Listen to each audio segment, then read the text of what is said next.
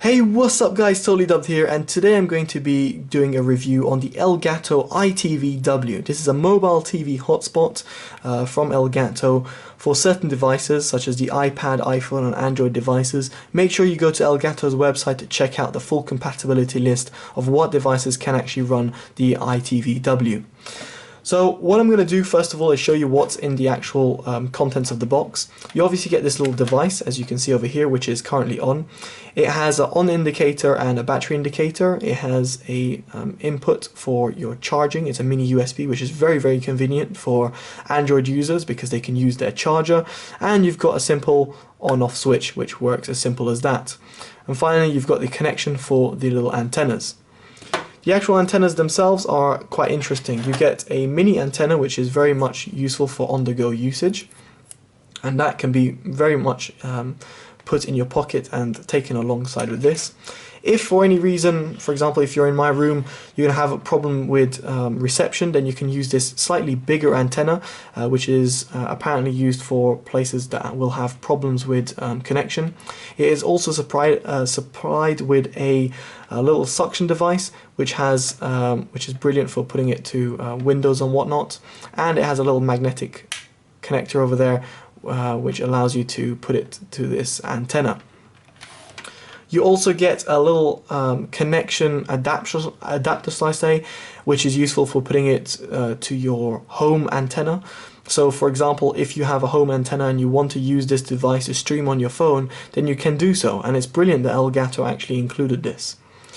And finally, you get the actual charging cable, which is nice and long, and it's a mini USB which can be used for Android devices. For example, my Samsung Galaxy S3 over here, it will connect up easily over there. So the device itself, it is very simple and very easy to use. What you're going to need to do is grab the EyeTV W app from the Play Store, and once you've done that, you're going to want to turn on your device, which I'm going to do now, and connect one of the antennas, whichever you prefer. The one I'm going to use is this big antenna. Now bear in mind that my home, my room shall I say, is pretty bad for signal, but I'm going to try and extend my arm to my left and try and get some reception. So you're going to be able to see it just connected to the Wi-Fi network, and the Wi-Fi network is the EyeTVW's Wi-Fi network. So as you can tell, what it's going to do is kick you off your Wi-Fi network you're on and put it on its own, which means that you can't use your Wi-Fi whilst using this device. From what I'm aware of, Apple devices might want to be wary of this for AirPlay or something around those lines. But anyway, I'm on Android, so I don't really care about Apple devices that much, and I'm showing you the Android version of it. So as you can see, it's quite simple. When you're going to launch the app, you want to connect to the device, which you're going to do over here, and you can select it over here. And once you've done that, you're going to want to scan for channels. Scanning for channels, you're going to select your region and then press scan. It's going to find certain channels. Try and put your device or your antenna in a good position so you can pick up all the channels. And once you've done that, you're going to be able to go and watch TV straight away. In the settings, you've also got a way to sort your channels, which is really nice for you organizing how you like to see your channels in your device. You got EyeTVW settings, which give you the sleep timer, the actual battery life, and the info, for example, the firmware and whatnot. You've also got a time shift buffer, which is quite useful. And you've got a Wi-Fi auto connect, as you saw it auto connected, which is really useful for me, but some people might not want it, and an about page. Now we're going to go into the live TV section. Now hopefully it's going to work without any sort of problems. I'm just going to put BBC Three on with Wally, and let's see if it connects well. There you go. As you can see, it is working very nicely, and I've no real interference at the moment. But if I were to move the antenna and my arm a little bit away, then I'm going to have some problems. Now the beauty of this app and the device is that you can actually record TV as well. So what I'm going to do is hit this record button, and you can be able to see it starting to go red. So now I can watch TV and record at the same time. And this is really cool because it allows you to go back to your recordings and see how they look like. So I'm going to stop the recording, exit the TV, the live TV, go out of the guide, well not like that, go out of the guide, go into my recordings folder, and you're going to be able to see Wally, where it was just recorded, and I can play it. It gives you the amount of time that it was recorded for, which was 10 seconds, and you can see that the recording of something we just watched just a second ago. This is really cool because you can actually watch it back, but furthermore, it actually saves it on your device, meaning that what you can do is put the recording on your computer and then watch it on your computer. For example, this is a recording that I had done previously, and it was a pretty nice recording, and it was 1 minute 36 seconds. Now, the reason I'm going to have this playing is because I'm going to tell you a little bit about this recording. So this recording, I extracted to my PC and looked at the details of the file that was on my PC to see how it actually recorded it and what it recorded it by. So its length was 1 minute 36, its frame width pixels was 720, its frame height pixels was 576, the frame rate was 25 frames per second, the audio bit rate was 256 kilobytes per second, it was recorded in 2-channel stereo with an audio sample rate of 48 kilohertz. The total file size was 43 megabytes. So the reason I'm mentioning this is just in case you were worried about space or anything like that in terms of the recording itself. It gives you a rough idea of how big and the quality of the recording would be. As this is not a HD tuner, you're not going to expect HD channels, so you're not going to expect anything at 720p or above, but anything below that is something that you can expect, for example 480p or what it was recorded at, which was 576p. So there you go.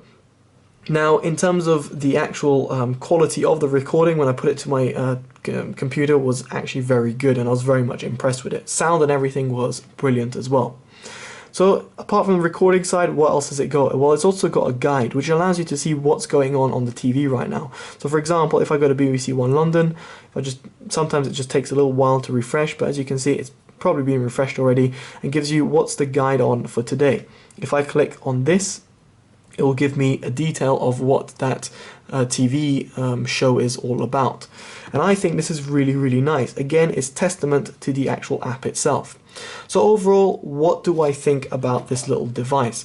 Well, I actually really like it myself, and I actually have to say that I tested its battery life too. The battery life that's quoted on the website is 4 hours. I actually experienced 4.5 hours of continuous playback to my device. The recharge time was 2 hours, so from 0% to 100% it took about 2 hours to charge.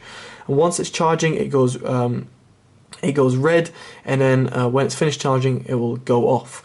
So it's very, very simple in that respect. Another thing I should mention is that if you wanted to connect two phones to this, you wouldn't be able to, and I did so by taking my my mum's Samsung Galaxy Note 2, which works perfectly fine on its own, but if this was connected and playing, this will say that the device is not found. So it's something that you should bear in mind when it comes to putting more devices on the Elgato. Finally, another thing I should mention is this. There's a little pop-up that came up, which would be interesting for Google users, is that it says to turn off the Google location services in order to increase, to reduce the interference that you might have with this device. So this is pretty cool, because why I'm saying it's pretty cool is because Elgato know that there have been problems or interference with it, and therefore actually warn you to try and switch it off to get the best experience possible. I think this is absolutely lovely, because it shows that Elgato have been actually monitoring their app or their device and seeing how it actually runs.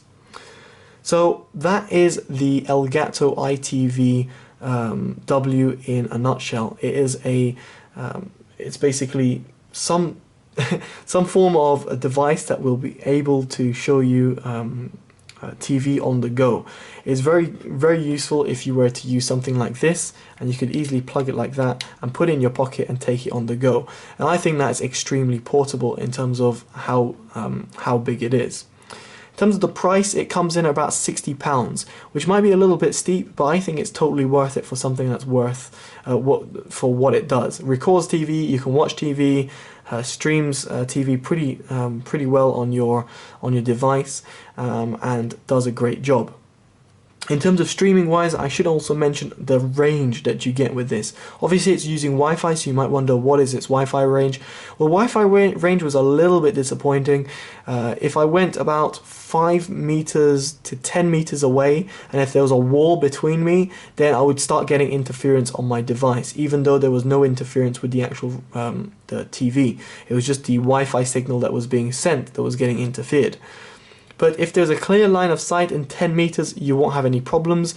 And if it's 5 meters without any walls, again, you won't have any problems. But as soon as I had 1 wall or maybe 2 walls or even 3 walls in front of me, then it started having problems. And it is to be expected because it's not an end draft router or with like super antennas or anything like that on the side. It's just a simple little device which is the size of your palm. So don't expect the greatest deal of it, and make sure you bear that in mind.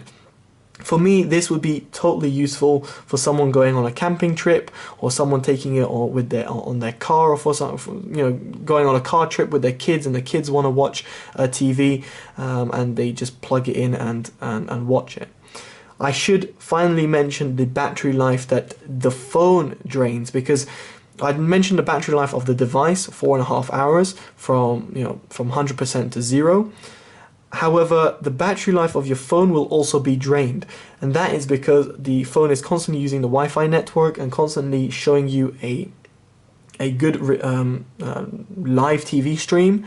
And even though it's not using any 3G or anything like that, it's still using the Wi-Fi network quite aggressively. So my battery actually didn't charge itself, because what I was doing, I was putting it on constant charge to my wall socket, and the phone wasn't actually charging, neither was it dropping, so it was constantly stuck at 58%. So it just gives you an idea of how much battery that actually consumes when you're going to be watching TV. So anyway guys, hopefully this has been a good overview and review of the device. Again, I highly suggest it.